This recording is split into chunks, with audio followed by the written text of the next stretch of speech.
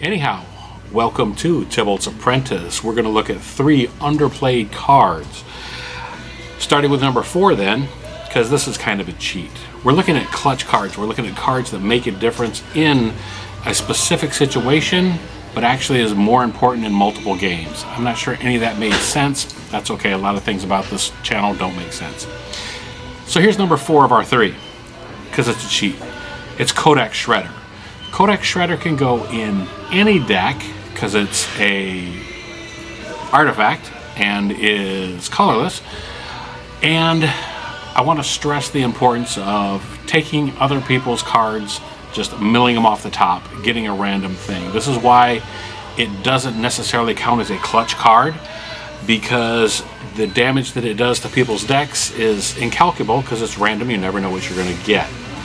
I think that's an underplayed card. So really what I'm doing here is I'm bringing up some cards. I'd like you to leave in the comments some other cards that you feel might be underplayed.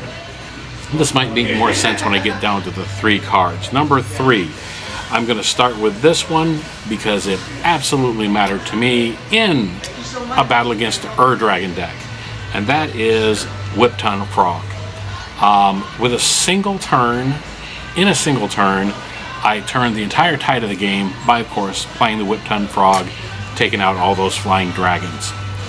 So I brought this question up beforehand on the Twitter feed and got a suggestion as to another card, and this one comes from Enrique, and it is Rakdos Charm.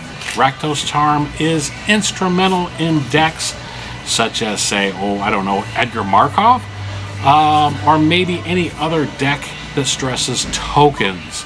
Suddenly being able to flip that when your enemy has made 30, 40, however many tokens. The Rakdos is obviously with one card that makes a difference in a single turn. So we've got Whip-Tongue Frog, we've got Rakdos Charm. My third and most favorite deck card, is Dawn Charm. Dawn Charm has saved me in my most recent games multiple times. It breaks the color pie because it's white.